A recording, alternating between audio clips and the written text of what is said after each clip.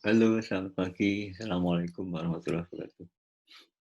Pagi ini saya akan menyampaikan tentang bagaimana menyusun blueprint IT. Jadi kemarin di tata kelola IT itu di domain yang pertama itu ada plan dan organize ya. Jadi di situ ada apa namanya keharusan ya sebuah perusahaan itu punya perencanaan IT atau blueprint IT. Blueprint IT itu dibuat untuk periode minimal 3 tahun ya. Ada juga yang membuat plan IT untuk 5 tahun. Blueprint IT itu sebenarnya isinya apa ya? Atau bagaimana karakteristik sebuah blueprint IT? Jadi pertama blueprint IT itu tujuannya dibuat ya, supaya semua sumber daya IT yang kita punya itu digerakkan atau diarahkan untuk tujuan mendukung bisnis perusahaan. Jadi kalau misalnya kita nggak punya planning IT itu nanti kelemahannya adalah kita tidak bisa mensinkronkan ya tujuan organisasi atau tujuan bisnis perusahaan dengan kegiatan IT.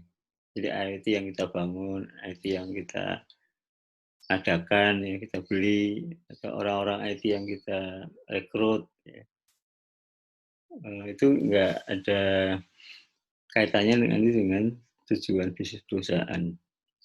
Karena kita nggak punya planning ya. Makanya fungsi planning ini adalah untuk mensinkronkan ya antara tujuan IT atau kegiatan IT dengan kegiatan bisnis. Kemudian yang kedua, orang bisnis dan orang IT itu dalam menyusun blueprint ini harus bersama-sama ya, bersama-sama terlibat. Jadi bukan hanya orang IT yang menyusun, tapi juga orang bisnis. Nanti di tahapan pembuatan blueprint ini nanti akan kelihatan bahwa pada tahap awal justru orang bisnis ini yang akan terlibat. Mereka yang akan menyampaikan ya strategi bisnisnya seperti apa, kemudian proses bisnis selama ini seperti apa ya. Nanti baru orang IT menerjemahkan bagaimana IT yang tepat ya untuk mendukung bisnis tersebut.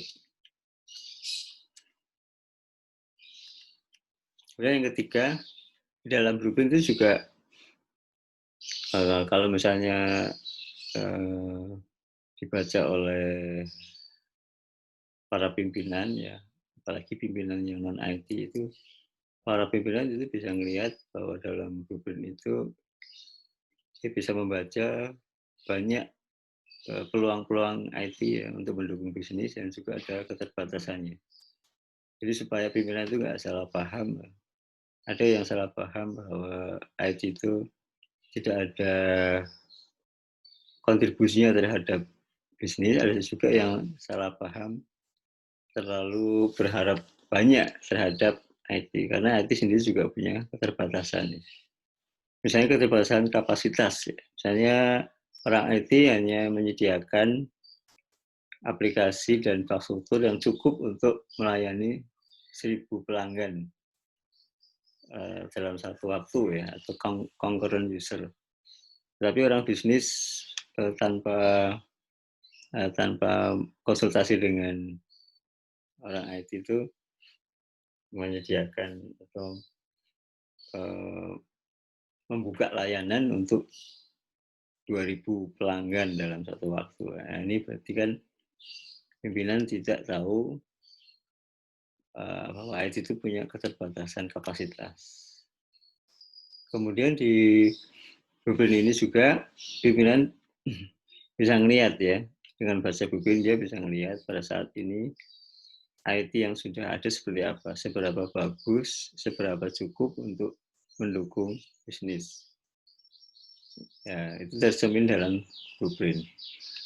Kemudian dalam blueprint ini juga pimpinan juga melihat kapasitasnya ya tadi itu. Jadi misalnya dia punya kapasitas sekian user. Jadi kalau lebih dari itu berarti harus ada tambahan infrastruktur, ya. Kemudian juga dalam blueprint ini kelihatan berapa banyak ya kebutuhan sumber daya IT. Sumber daya IT itu ada 4 ya. Ada aplikasi, ada infrastruktur, ada staff IT-nya, lalu ada informasi untuk mendukung bisnis ya. Dan ujung-ujungnya nanti di blueprint ini harus tercermin jumlah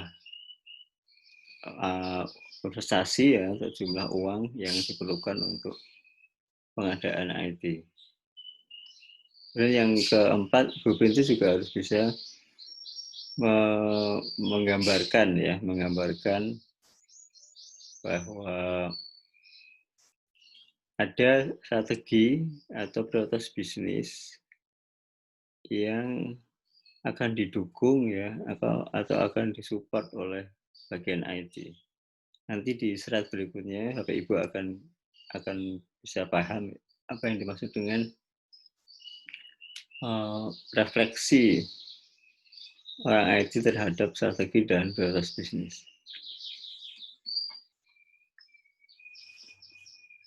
Nah, ini metodologi ya untuk menyusun blueprint. Secara umum itu ada 2 tahapan, yaitu tahapan assessment. Tahapan ini maksudnya tahapan orang IT tahapan di mana orang IT itu berusaha untuk memahami bisnis lebih dahulu ya, dan juga memahami kondisi IT saat ini.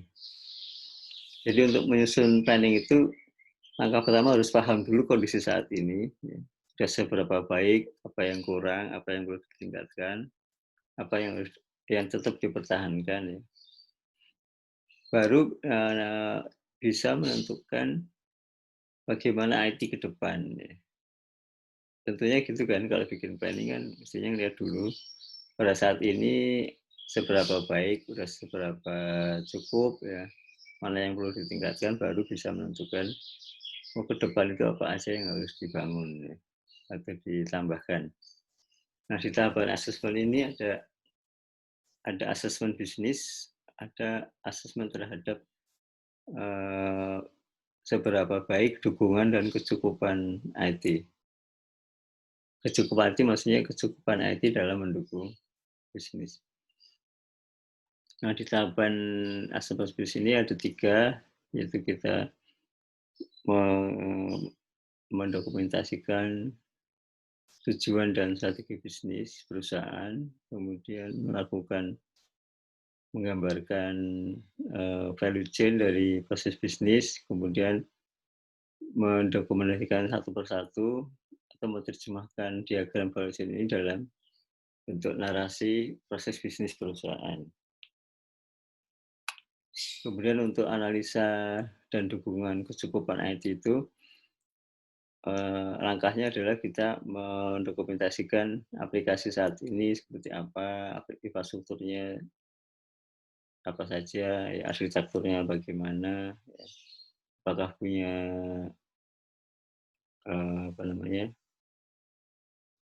disaster recovery planning misalnya, ya. Berapa jumlah bandwidth yang sudah disediakan, ya. Kemudian apakah kita punya cloud server dan sebagainya, ya. Itu inventarisasi di IT existing. Kemudian nanti kita akan menganalisa seberapa baik IT itu sudah mendukung bisnis. Baru yang terakhir kita akan menghitung ya tingkat kematangan dari tata kelola IT saat ini. Nah, setelah ini semua selesai, baru bisa melakukan penyusunan blueprint. Ya.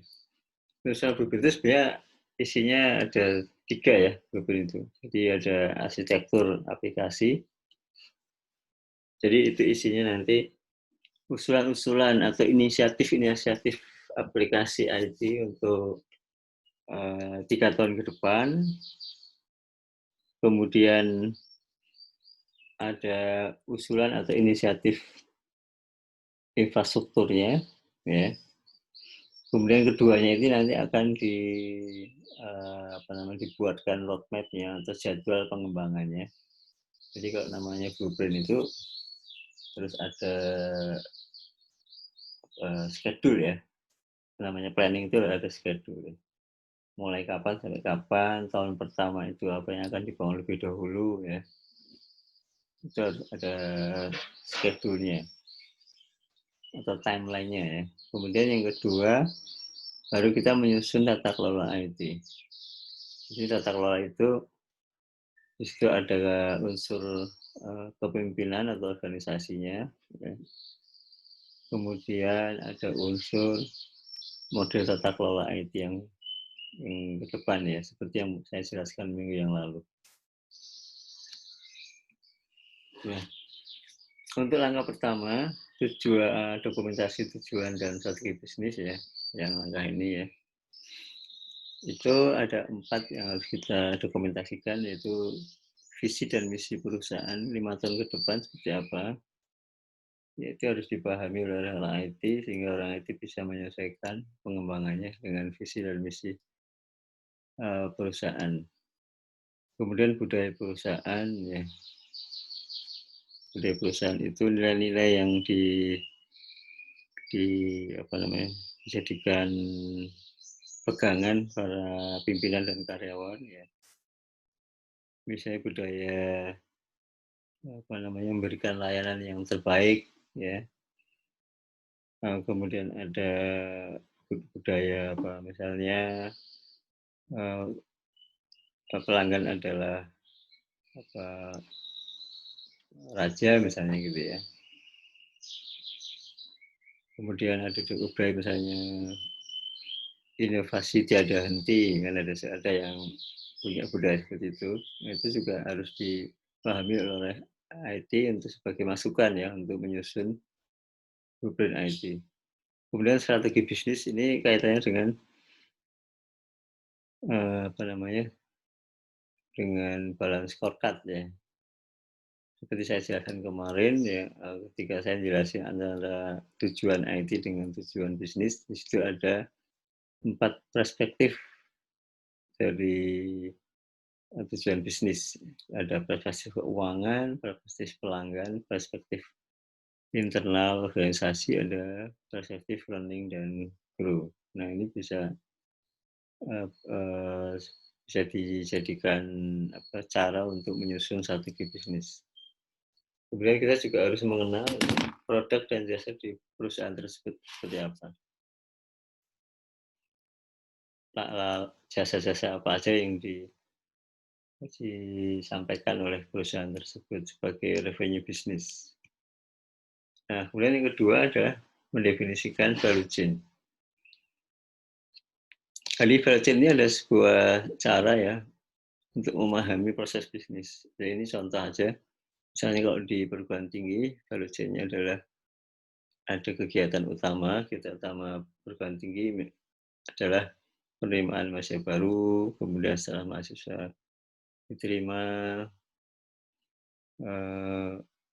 mereka lalu melakukan proses KRS misalnya, lalu proses akademik itu termasuk kegiatan belajar mengajar, lalu ada ujian, kemudian ada penyusunan skripsi, kemudian ada ujian pendaftaran, akhirnya baru lulus ya. Lalu mereka juga melakukan kegiatan e-learning, lalu kegiatan di perpustakaan, lalu kegiatan kemahasiswaan. Ini menggambarkan kegiatan perguruan tinggi dari awal sampai akhirnya lulus ya. Nah, kenapa orang IT harus tahu value chain? Karena dengan value chain ini dia bisa membuat satu identifikasi kebutuhan IT ya. Misalnya dari value chain ini kita lihat ada pertama PMB. Kegiatan ini itu apa yang bisa disupport oleh orang IT untuk mendukung kegiatan PMB. kegiatan PMB ini kan kalau di Amikom kan ada 3 ya. Pertama pendaftaran, kemudian setelah pendaftaran ada ujian seleksi ya.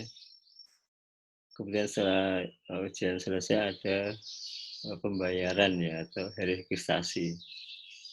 Karena sudah dinyatakan lulus, baru dia nanti akan melakukan verifikasi. Nah dari 3 ini, sebagai orang IT kita akan melihat kebutuhan dukungan aplikasinya apa saja. Jadi kalau di pendaftaran berarti harus ada form ya untuk bisa mendaftar online. Calon mahasiswa itu mereka membuka URL PMB, Amikom.id misalnya, kemudian mengisi form, kemudian mendapatkan nomor pendaftaran dan nomor referensi. Kemudian dari nomor nodaf ini mereka bisa login ke dashboard calon mahasiswa, bisa mengisi data-data yang diperlukan ya, misalnya ada nomor dokumen ijazah, ada KTP, mungkin ada kalau misalnya bukan dari sekolah umum tapi dari apa namanya itu sekolah informal itu berarti harus ada keterangan ya, atau misalnya mahasiswa dari luar negeri berarti dia harus mengupload keterangan apa namanya asal negara dan sebagainya. Nah, berarti dari version ini Bapak Ibu bisa mengidentifikasi kebutuhan masing-masing dari kegiatan ini, kebutuhan IT-nya seperti apa. Nah, itu kenapa kita orang IT harus tahu proses bisnis. Lalu ini contoh proses bisnis di perusahaan konstruksi. Di sini ada kegiatan marketing, pemasaran, ada kegiatan manajemen kontrak. Ini contohnya yang pernah saya lakukan apa namanya pembuatan blueprint di PT Wijaya Karya. Di sana itu ada bagian marketing. Kegiatannya adalah mendapatkan proyek-proyek ya di pemerintah maupun di swasta. Bagian marketing setelah mendapatkan proyek, mereka menyerahkan ke bagian kontrak ya untuk menyiapkan dokumen tender, kemudian melakukan pelelangan, lalu membuat kalau menang misalnya membuat kontrak kerjasama MOU atau PKS ya namanya dokumennya. Nah, setelah jelas ya di PKS itu kan dijelaskan ya kapan mulai dibangun, kapan selesai, berapa biayanya. Nah itu baru diserahkan ke bagian engineering. Engineering ini bagian yang akan melakukan apa namanya eksekusi dari proyek tersebut. Dia akan membuat desainnya, misalnya proyeknya adalah proyek bandara, maka dia akan melakukan proses desain bandara, berapa luas, gedung apa aja yang harus disiapin, ya, runway-nya di sebelah mana, untuk masuk di sebelah mana. Ini bagian engineering. Baru nanti setelah engineering membuat detail definisi dari desain itu, baru akan keluar kebutuhan dari bahannya, berapa banyak semen, berapa banyak besi, berapa banyak kayu ya, itu akan dieksekusi oleh bagian pengadaan. Baru nanti ke bagian konstruksi ya, bagian konstruksi ini bagian yang akan membangun, mengeksekusi dari gambar yang sudah di-generate oleh orang desain dan sudah ada bahan bakunya. Baru nanti setelah selesai baru diserahkan bagian pemeliharaan.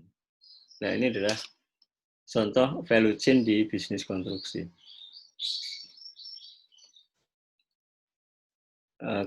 Dari bagian ini kita orang IT bisa melihat ya apa yang bisa dikontribusikan oleh orang IT untuk mendukung kegiatan di masing-masing bagian ini. Misalnya di marketing ya, apa yang bisa bantu dari sisi aplikasi supaya kegiatan marketing itu lebih cepat, ya, lebih efektif, lebih transparan. Lalu misalnya di bagian konstruksi ini, misalnya bagaimana teknologi itu bisa membantu untuk monitoring progres pekerjaan. Ya, lalu bisa juga mengidentifikasi permasalahan dari proyek. Ya. Kenapa proyek terlambat? Ya, kenapa? Apakah karena kekurangan orang? Apakah karena dukungan dari pengadaan yang kurang cepat? Ya. Nah, ini mungkin perlu satu aplikasi yang bisa mengidentifikasi permasalahan-permasalahan di bagian konstruksi. Nah, ini contoh value chain dari rumah sakit, ya. Ini kegiatan utamanya adalah rumah sakit ada di bagian ini, ya. Anamnesis itu semacam apa namanya,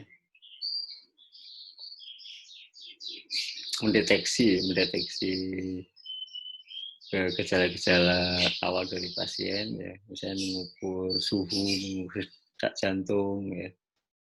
Kemudian scan pakai RMI, ya, MRI, ya. Kemudian mungkin melakukan apa namanya, swab test atau mengambil darah, itu bagian dari anamnesis. Kemudian setelah itu dilakukan riset, ya, penelitian dari kegiatan ini. Misalnya darah dicek, ya, di laboratorium, dicek, di riset, ini kira-kira gejala dari penyakit apa, baru melakukan diagnosis, ya, dugaan penyakitnya apa, baru dilakukan satu treatment, ya. Bisa diobati, bisa disuruh hanya istirahat. Kemudian ada juga yang harus dilakukan tindakan bedah misalnya. Baru ini proses penyembuhan, atau misalnya nggak sembuh berarti ini apa namanya, kematian misalnya, ya, masuk ke ruang jenazah. Ini bagian utama dari proses bisnis di rumah sakit. Sedangkan bagian-bagian ini adalah bagian-bagian support, ya.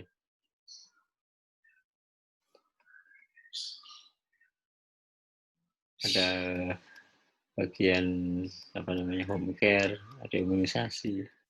Lalu di sini ada bagian support manajemen, SDM, HRD, ada keuangan, ada bagian umum, ada bagian gudang logistik, ada bagian IT, ya, ini termasuk bagian support. Nah, ini kenapa kita perlu membuat bagan seperti ini, supaya orang IT itu tahu kegiatan sebuah rumah sakit seperti apa, baru mereka bisa menentukan IT atau sistem informasi yang tepat seperti apa untuk mendukung kegiatan rumah sakit ini, ya.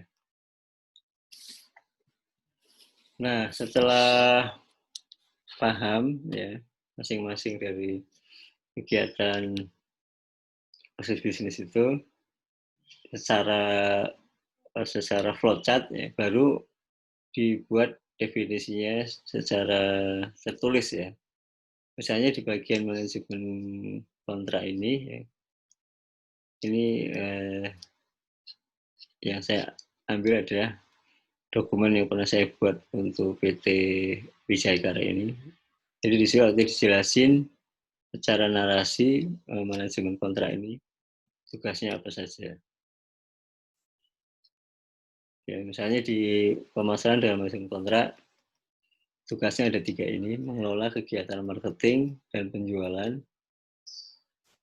mulai dari status awal berupa info pasar, kemudian pasar saat ini, pasar sasaran, baru nanti kita melihat dukungan IT-nya yang potensial seperti apa, yang kira-kira bisa mendukung kegiatan dari bagian marketing, ya. Misalnya di sini perlu ada informasi yang memfasilitasi kegiatan marketing dan kontrak manajemen.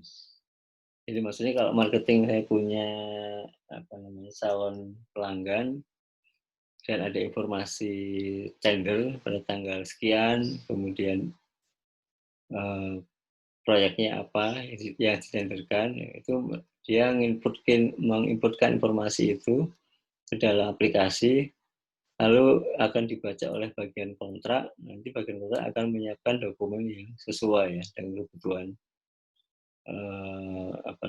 tender dari proyek tersebut. Ya, misalnya contoh dari usulan atau dukungan IT potensial. Jadi di tahap ini tujuannya adalah setelah mendokumentasikan kegiatan bisnisnya, itu orang IT sudah mulai mengidentifikasi ya kira-kira IT yang potensial seperti apa. Kalau di bagian engineering misal di sini ada kegiatan desain, kegiatan perhitungan teknis, kemudian kegiatan pengelolaan dokumen hasil desain ya.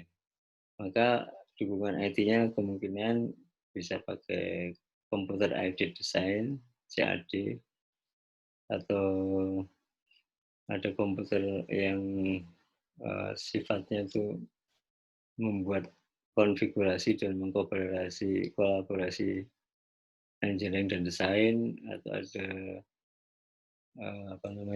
platform untuk conference audio video, ini untuk diskusi antara orang engineering dan desain. Kemudian ada knowledge management ya, ini satu informasi yang digunakan untuk menampung knowledge dari masing-masing engineering supaya bisa di-sharing sesama engineer.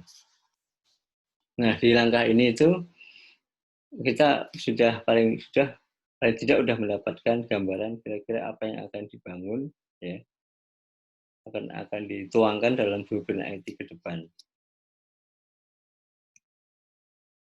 Nah, setelah itu baru kita akan melihat IT saat ini seperti apa.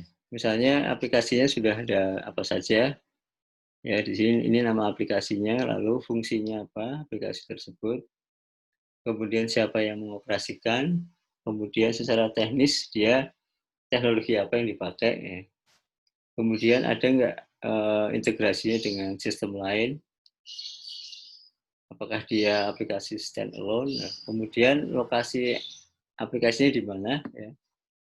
Lalu misalnya ada permasalahan, ini permasalahannya apa yang terkait dengan aplikasi tersebut. Nah, ini contoh di PT Wijaya Karya itu ada SIM AKT, ini Sistem Informasi Manajemen Akuntansi, ada SIM Pro, Sistem Informasi Project, kemudian ada SIMHU, Sistem Informasi ini hukum ya kalau nggak salah ya. Nah, ini masing-masing kita inventarisasi ya. Kita mencatat aplikasi apa aja yang sudah ada pada saat ini. Apa tujuannya? Tujuannya supaya kita bisa melihat IT saat ini sudah baik belum ya, secara teknologi, secara integrasi ada masalah apa. Di blueprint ini nanti masalah-masalah ini yang akan kita perbaiki ya. Misalnya di sini membutuhkan integrasi dengan SIMHU, berarti di planning itu disebutkan bahwa nanti akan ada integrasi antara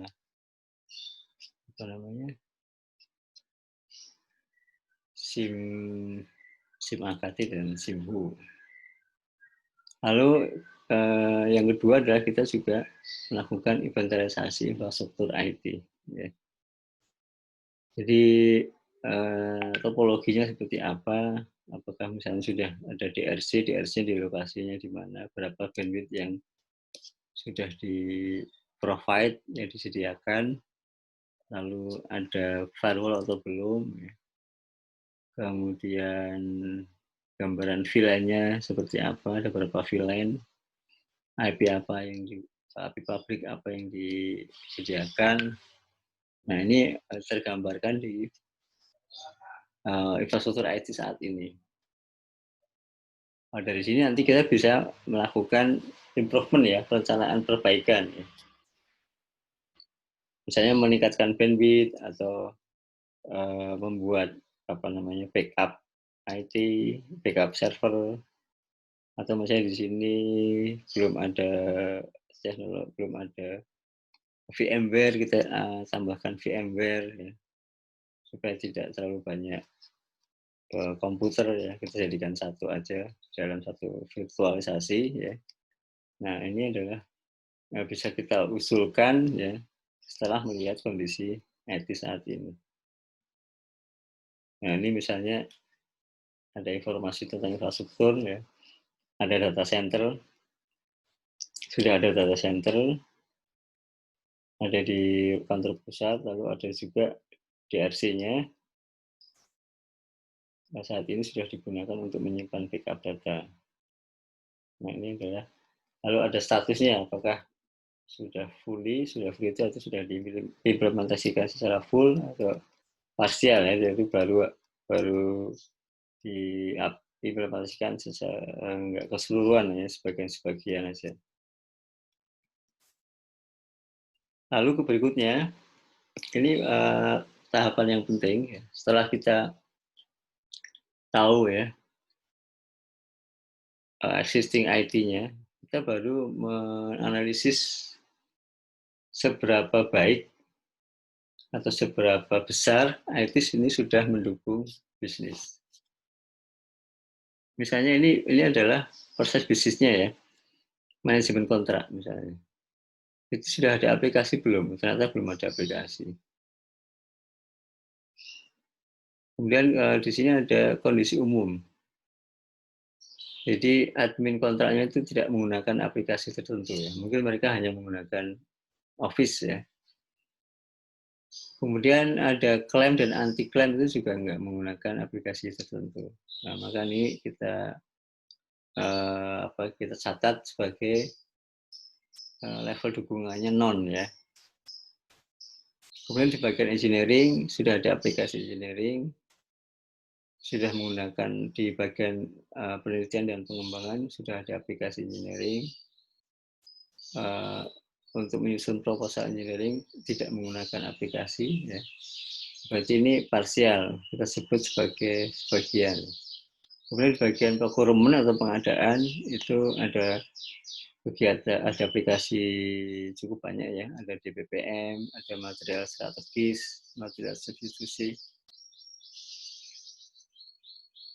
kemudian ada ekspedisi online. Material strategis itu artinya aplikasi ini itu mengidentifikasi atau menampung informasi material-material apa yang harus ada ya, yang harus ada, nggak boleh kelewatan ya. Kalau substitusi itu informasi bagaimana kalau misalnya material strategisnya nggak tersedia di lapangan. Kira-kira penggantinya seperti apa? Nah, ini aplikasi yang mendukung bagian pengadaan.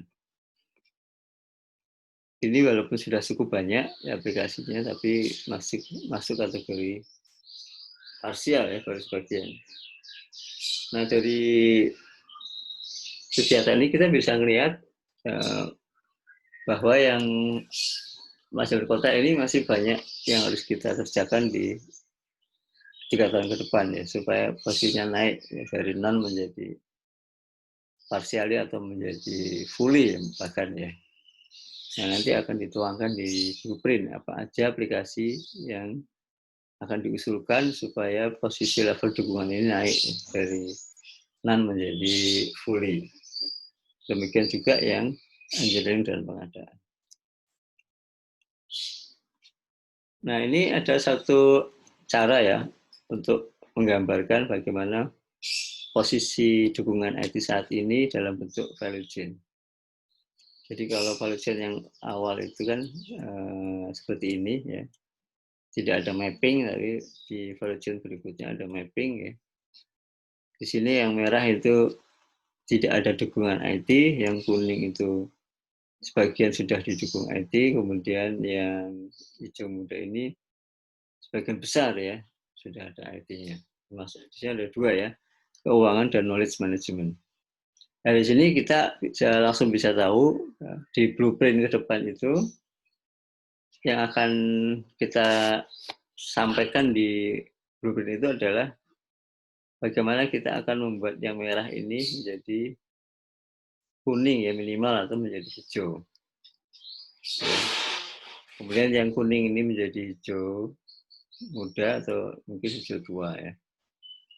Nah ini sudah kelihatan guys apa aja yang akan kita kerjakan di 5 tahun ke depan. Ya. Kemudian yang terakhir ya di dalam blueprint ini kita akan melakukan analisa tata kelola. Ya. Jadi setelah kita mendapatkan aplikasi seperti apa, infrastruktur seperti apa, baru kita mengidentifikasi tata kelola saat ini. Ya. Jadi ini prosesnya sama seperti mengaudit tata kelola itu. Pertama kita memilih proses, menentukan tingkat kematangan, menentukan target, menganalisa gap, kemudian membuat model tata kelola itu. Nah, dari sini kita punya perencanaan tata kelola ke depan ya. Dari sini kan kelihatan tata kelola ke depan itu akan seperti apa, akan naik nilainya dari berapa ke berapa dan akan dicapai dengan cara apa dan akan dicapai dalam berapa tahun ya. Nah, demikian ya kira-kira gambaran dari penyusunan planning IT. Oke, mudah-mudahan bermanfaat ya. Saya akhiri. Assalamualaikum warahmatullahi wabarakatuh.